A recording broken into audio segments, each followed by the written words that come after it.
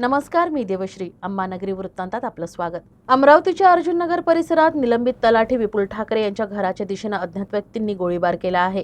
रात्रीच्या सुमारास ही घटना घडली. यावेळी सर्व कुटुंबीय घरी होते. सुदैवानं यात कोणतीही जीवितहानी झाली नाही.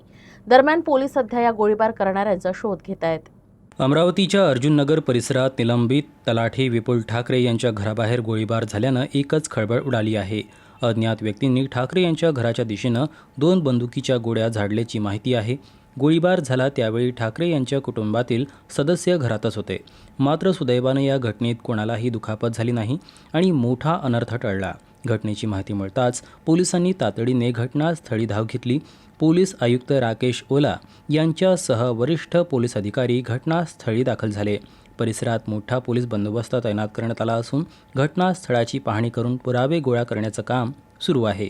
दरम्यान गोळीबार करणारे आरोपी घटनास्थळावरून पसार झाले असून त्यांचा शोध घेण्यासाठी पोलिसांकडून तपास सुरू आहे. नेमका कोणत्या कारणातून हा गोळीबार करण्यात आला याचा तपासही पोलीस करत आहे. जुलै महिन्याच्या अखेरीस झालेल्या धुवाधार पावसानं या महिन्यात विश्रांती घेतली आहे. जिल्ह्यात आतापर्यंत सरासरी 78% पाऊस झालाय, तर धरणं मात्र यामुळे अद्याप भरली नाही. यामुळे जर आगामी दिवसात पाऊस झाला नाही तर जिल्ह्यावर जलसंकट आणखी गडद होणार आहे.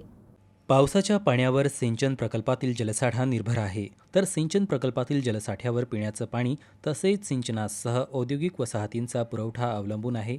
1 जून ते 9 ऑगस्ट या कालावधीत जिल्ह्यात 496 मिमी सरासरी पावसाची अपेक्षा आहे. त्या तुलनेत या कालावधीत प्रत्यक्षात 387 मिमी पाऊस झाला असून त्याचे प्रमाण सरासरी 78% आहे. यंदा एल निनोच्या प्रभावानं मॉन्सून कमजोर झाला असल्यानं पर्जन्यमानाची सरासरी कमी राहण्याचा अंदाज हवामान खात्यानं वर्तवला होता. जून व जुलै या पावसाच्या पहिल्या 2 महिन्यात 88% पाऊस झाला आहे. ऑगस्टमधील पहिले 9 दिवस जवळपास कोरडे गेले आहेत.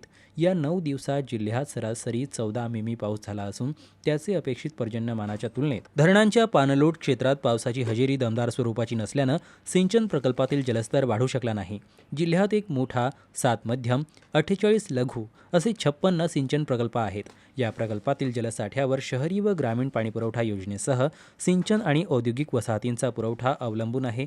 सद्य स्थितीत एकूण सिंचन प्रकल्पात 579 दलघमी जलसाठा झाला आहे. एकूण प्रकल्पीय पाणीसाठ्याच्या तुलनेत तो 55% आहे. ऑगस्ट व सप्टेंबरमध्ये होणाऱ्या पावसावर सिंचन प्रकल्पातील साठा अवलंबून असतो. या महिन्यातील पहिले 9 दिवस कोरडे गेले आहेत. हवामान खात्याच्या अंदाजानुसार 15 ऑगस्टपर्यंत पावसाचे प्रमाण अल्प प्रमाणात राहणार आहे. त्यानंतर पाऊस कसा होईल यावर सिंचन प्रकल्पातील जलसाठ्याचे भविष्य अवलंबून आहे. राष्ट्रवादी युवक काँग्रेसच्या प्रदेशाध्यक्षपदी निखिल ठाकरे यांची निवड झाल्यानंतर अमरावतीत त्यांचं जल्लोषात स्वागत करण्यात आलं. दरम्यान राष्ट्रवादी काँग्रेसमधील अंतर्गत मतभेद बाजूला ठेवून आमदार संजय खोडके आणि राष्ट्रवादीच्या नेत्या सुरेखा ठाकरे यांनी एकत्र यावं अशी अपेक्षा त्यांनी व्यक्त केली. राष्ट्रवादी युवक काँग्रेसच्या प्रदेशाध्यक्षपदी निवड झाल्यानंतर निखिल ठाकरे यांचं रविवारी प्रथमच अमरावतीत आगमन झालं. त्यांच्या स्वागतासाठी राष्ट्रवादी काँग्रेसच्या कार्यकर्त्यांकडून शहरात विविध ठिकाणी कार्यक्रमांचं आयोजन करण्यात आलं होतं. निखिल ठाकरे यांनी सर्वप्रथम इरविन चौक येथील डॉक्टर बाबासाहेब आंबेडकर यांच्या पुतळ्याला अभिवादन केलं. त्यानंतर पंचवटी चौकातील डॉक्टर पंजाबराव देशमुख यांच्या पुतळ्याला अभिवादन करून गाडगेनगर येथील संत गाडगेबाबा यांच्या समाधीस्थळाचं दर्शन घेतलं. यानंतर त्यांच्या निवासस्थानी स्वागत समारंभ पार पडला. यावेळी राष्ट्रवादीच्या नेत्या सुरेखा ठाकरे, जिल्हाध्यक्ष संतोष महात्मे यांच्यासह पदाधिकारी, कार्यकर्ते आणि युवक मोठ्या संख्येने उपस्थित होते. निखिल ठाकरे यांच्या नियुक्तीबद्दल कार्यकर्त्यांनी घोषणाबाजी करत उत्स्फूर्त स्वागत केलं. यावेळी जिल्हाध्यक्ष संतोष महात्मे यांनी राष्ट्रवादीतील अंतर्गत गटबाजीवर भाष्य केलं. गटबाजीचा फटका सामान्य कार्यकर्त्यांना बसतो, त्यामुळं नेतृत्वातील मतभेद बाजूला ठेवून आमदार संजय खोडके आणि सुरेखा ठाकरे यांनी एकत्र यावं अशी अपेक्षा त्यांनी व्यक्त केली. राष्ट्रवादी काँग्रेसला अखंड ठेवून जिल्ह्यात मजबूत संघटन उभारण्याची गरज असल्याचंही महात्मे यांनी सांगितलं. दरम्यान ठाकरे घराण्याला राष्ट्रवादी काँग्रेसनं यापूर्वीही संघटनात्मकदृष्ट्या महत्त्वाच्या जबाबदाऱ्या दिल्या असून त्या सक्षमपणे पार पडल्या आहेत. निखिल ठाकरे यांच्यावर सोपवण्यात आलेली प्रदेशाध्यक्षपदाची जबाबदारीही ते सक्षमपणे पार पाडतील असा विश्वास सुरेखा ठाकरे यांनी व्यक्त केला. तर महाराष्ट्रभर राष्ट्रवादी युवक काँग्रेसची संघटना आणखी मजबूत करण्यासाठी काम करणार असून पक्षानं दाखवलेला विश्वास सार्थ ठरवू असा निर्धार नवनियुक्त प्रदेशाध्यक्ष निखिल ठाकरे यांनी व्यक्त केला. आज निखिलकडे जी युवकांची जी जबाबदारी दिलेली आहे ती आज निखिलवरती जरी जबाबदारी असेल तरी मी आज अमरावती जिल्ह्याचा जिल्हा अध्यक्ष म्हणून म्हणेन की आज अमरावती जिल्ह्याची जबाबदारी आहे ती का त्यांनी यशस्वीरित्या तो काम चांगल्या पद्धतीनं करू शकेल इथपर्यंत ठीक आहे, परंतु जिल्ह्यामध्ये त्याला कुठलीही युवकांची बांधणी करत असताना त्याला अडचण येणार नाही याची जबाबदारी मी घेतो. सुरेखाताई असतील किंवा संजय भाऊ खोडके असतील, मी ह्या दोन्ही नेत्यांना एक जिल्हा अध्यक्ष म्हणून मी विनंती करेल की दोघांची तुम्ही आपसातले वाद हे बाजूला ठेवा आणि कार्यकर्त्याला हे मोकळीकता द्या. हे मी आजच्या मागाच्या कार्यकर्त्यांच्या बैठकीमध्ये सुद्धा सांगितलं. आमच्या कामाची पावती म्हणून निखिलला अध्यक्षपद दिलं. तो ऑलरेडी विदर्भाचा अध्यक्ष होता आणि माझा सगळा वावर महाराष्ट्रामध्ये असल्यामुळे निखिलची पण चांगल्या पद्धतीने ओळख होती आणि त्यांनी त्याचं पण वलय चांगल्या पद्धतीने महाराष्ट्रामध्ये जमवलं. पक्षाचे खरं खूप खूप आभार. पण आम्हाला माहीत होतं निखिलला हे पद देणार, कारण की संतोष भाऊ आम्ही सर्व मंडळी जेव्हा दादांना भेटायचं तेव्हा जे 5-6 नावं होते पहिल्याच टप्प्यामध्ये, त्या 5-6 नावामध्ये निखिलचं नाव निश्चित होतं. नंतर 3 नावं आले त्याच्यामध्ये पण निखिलचं नाव होतं. नंतर 2 नावं आले त्याच्यामध्ये पण निखिलचं नाव होतं. त्याच्यामुळे आम्हाला पण अपेक्षा होती. मग ते पार्थदादा, जयदादा, सुनेत्रावहिनी यांना पण आणि तटकरे साहेब आणि निखिल थोडा लागवी आणि ताईंचा मुलगा आहे, ताईंचं काम आहे आणि निखिलचं वैयक्तिक एक चांगलं वलय होतं आणि म्हणून मला असं वाटत होतं की सर्वजण निखिलच्या बाबतीत चांगलं बोलत होते. तर तेव्हा असं वाटलं की निखिलला पद मिळू शकतं. मी त्याला एकच सांगितलं की माणसाची ओळख कामाने होते. दादा कामाचा माणूस होता, दादांचे काही स्वप्न आहे. तुझ्या आईने प्रचंड काम केलं, तुझे पप्पा माझ्या पाठीशी होते, महाराष्ट्र माझ्या पाठीशी होता, जिल्हा पाठीशी होता. पण आता तुला त्याच पद्धतीने काम करावं लागेल की जेणेकरून या पदावरून तू जेव्हा खाली उतरशील तेव्हा पुढचे 15 ते 20 वर्ष नेहमीसाठी तुझ्या कामाची ओळख राहिली पाहिजे. महाराष्ट्रामध्ये राष्ट्रवादी काँग्रेसने माझ्यावर युवकची जबाबदारी महाराष्ट्राची दिली.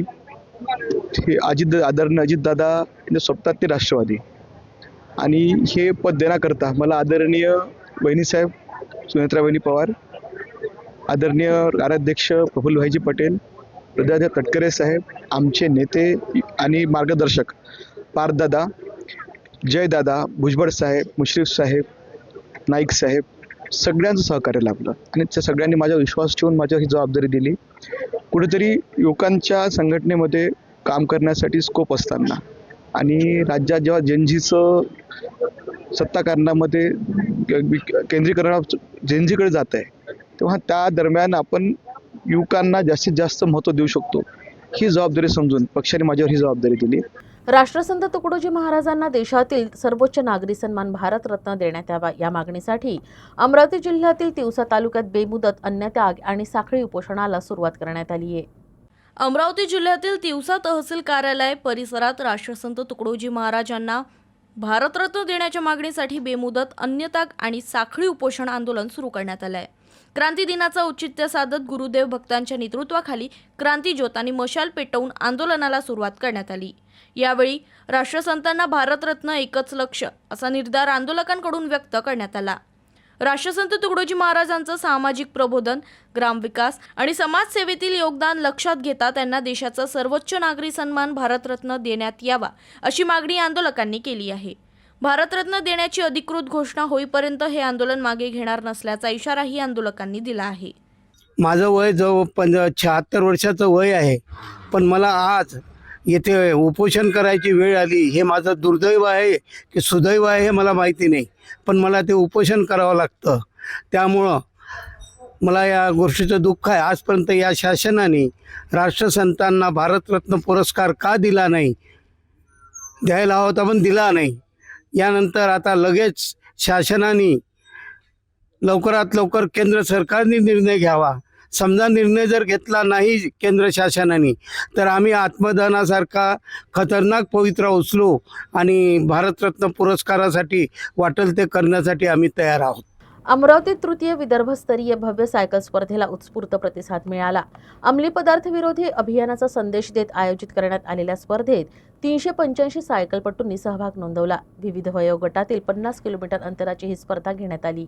स्पर्धेत 12, 15 व 18 वर्षाखालील मुले, मुली, खुला गट तसेच 40 वर्षावरील पुरुष व महिलांसाठी 50 किलोमीटर अंतराची स्पर्धा घेण्यात आली. एकूण 385 स्पर्धकांनी सहभाग नोंदवला. सर्व स्पर्धकांसाठी हेल्मेट सक्तीचे करण्यात आले होते. प्रथम, द्वितीय व तृतीय क्रमांकाच्या विजेत्यांना अनुक्रमे 5,000, 3,000 व 2,000 असे रुपये मानचिन्ह देऊन गौरविण्यात आलं. स्पर्धा पूर्ण करणाऱ्या स्पर्धकांना फिनिशर मेडल व ई सर्टिफिकेट देण्यात आले. खुल्या पुरुष गटात राजेश जाधव प्रथम, विवेक पवार द्वितीय तर प्रणय लांजेवार तृतीय ठरले. 18 वर्षाखालील मुलांमध्ये श्रेयस राऊतने बाजी मारली. 40 वर्षावरील पुरुषांमध्ये प्रशांतराव काळबांडे तर महिलांमध्ये वर्षा सदार यांनी प्रथम क्रमांक पटकावला. वैद्यकीय पथके, रुग्णवाहिका, वाहतूक पोलिसांचा बंदोबस्त आणि हनुमान व्यायाम प्रसारक मंडळाच्या 65 स्वयंसेवकांच्या सहकार्यामुळे स्पर्धा सुरक्षितपणे पार पडली. आयोजन सचिव डॉक्टर लक्ष्मीकांत खंडागळे यांच्या मार्गदर्शनाखाली करण्यात आलं. अमरावतीत नुकत्याच पार पडलेल्या 14व्या अमरावती जिल्हास्तरीय सब ज्युनियर आणि सिनियर वुशू अजिंक्यपद स्पर्धा 2026-27 मध्ये श्री राष्ट्रसंत तुकडोजी महाराज स्पोर्ट्स अकॅडमी देवरा देवरी शहराच्या खेळाडूंनी दमदार कामगिरी केली. या खेळाडूंनी तब्बल 12 पदकांची कमाई केली आहे. अकॅडमीच्या खेळाडूंनी 7 सुवर्ण, 3 रौप्य व 2 कांस्य पदके पटकावत अकॅडमीचे नाव उज्ज्वल केले. आराध्या तिहिले, दैवेश डायलकर, आर्यन खराते, लक्ष वाडेकर, ईश्वरी तायडे, अनन्या काळकर आणि सोहम वानखडे यांनी सुवर्ण पदके पटकावली. हेमा दिनेश लायबर, रुद्र वाडेकर व नमन खंडारे यांनी रौप्य पदके तर आरुषी थोटांडे व स्वरा पिसाळ यांनी कांस्य पदके मिळवली. या यशाबद्दल मुख्य मार्गदर्शक अनिल कुमरे, प्रशिक्षक सचिन बारामकुळे, योगेश पालिवाल तसेच अकॅडमीच्या पदाधिकाऱ्यांनी विजेत्या खेळाडूंचे अभिनंदन करून राज्यस्तरीय स्पर्धेसाठी शुभेच्छा दिल्या. अमरावती महानगरपालिका आणि अखिल भारतीय स्थानिक स्वराज्य संस्था नागपूर यांच्या संयुक्त विद्यमानं नगरसेवक आणि नगरसेविकांसाठी 1 दिवसीय प्रशिक्षण कार्यशाळा डॉक्टर पंजाबराव देशमुख प्रबोधिनी सभागृहात उत्साहात पार पडली. या कार्यशाळेचं उद्घाटन महापौर श्रीचंद तेजवानी यांच्या हस्ते करण्यात आलं. यावेळी आयुक्त डॉक्टर मंगेश गोंदावले, उपमहापौर सचिन भेंडे, स्थायी समिती सभापती अविनाश मार्डीकर, सभागृह नेते चेतन गावंडे, विरोधी पक्षनेते विलास इंगोले यांच्यासह नगरसेवक नगरसेविका उपस्थित होते. कार्यशाळेत महानगरपालिका अधिनियमातील तरतुदींवर पुणे मनपाचे माजी सहाय्यक आयुक्त व नगर सचिव शिवाजीराव दौंडकर यांनी मार्गदर्शन केलं. छत्रपती संभाजीनगर मनपाचे माजी नगर सचिव ॲडव्होकेट महबूब खान पठाण यांनी सभा कार्यपद्धती व सभाशास्त्राची माहिती दिली. तसेच समाज माध्यमांचा प्रभावी व जबाबदार वापर याबाबत तज्ज्ञांनी मार्गदर्शन केलं. लोकप्रतिनिधींनी कायदे, नियम व सभागृह कार्यपद्धतीचे ज्ञान आत्मसात करून नागरिकांचे प्रश्न प्रभावीपणे मांडावेत यावर भर देण्यात आला. समारोपाप्रसंगी सहभागी नगरसेवकांना प्रमाणपत्राचं वितरण करण्यात आलं. अमरावती शहरातील रस्ते, फुटपाथ आणि सार्वजनिक नाल्यांवरील अतिक्रमणांविरोधात मनपा प्रशासनानं धडक मोहीम राबवली आहे. अतिक्रमणं स्वतःहून काढून घेण्याचं आवाहन करूनही कारवाई न करणाऱ्यांवर थेट बुलडोजर चालवण्यात जाणार आहे. सोमवारी सकाळी सिद्धार्थनगर परिसरात महानगरपालिकेच्या पथकानं जेसीबीच्या सहाय्यानं कारवाई केली. सार्वजनिक नाल्यावर पक्क्या स्वरूपाचे बांधकाम करून अतिक्रमण करणाऱ्या अवी खिराडे यांच्यासह एकूण 21 नागरिकांची अतिक्रमणे हटविण्यात आली. या बांधकामामुळे पावसाचे पाणी साचून परिसरात अडथळा निर्माण होत असल्याचं प्रशासनाने सांगितलं. संबंधितांना अतिक्रमण स्वतःहून हटविण्याबाबत पूर्वसूचना नोटीस देण्यात आली होती. मात्र त्यानंतरही अतिक्रमणे कायम असल्याने झोन क्रमांक 2 बांधकाम विभाग, स्वच्छता विभाग आणि अतिक्रमण विभागाच्या संयुक्त पथकानं ही कारवाई केली. शहरातील मुख्य बाजारपेठेसह प्रमुख रस्ते व फुटपाथ अतिक्रमण मुक्त करण्याची मोहीम पुढेही सुरू राहणार आहे. अतिक्रमणधारकांनी स्वतःहून अतिक्रमणे हटवावीत, अन्यथा महापालिकेकडून कायदेशीर कारवाईलाही सामोरे जावे लागेल असा इशारा प्रशासनानं दिला आहे. बातमीपत्रात इतकंच. पाहत रहा अम्मानगरी वृत्तांत. नमस्कार.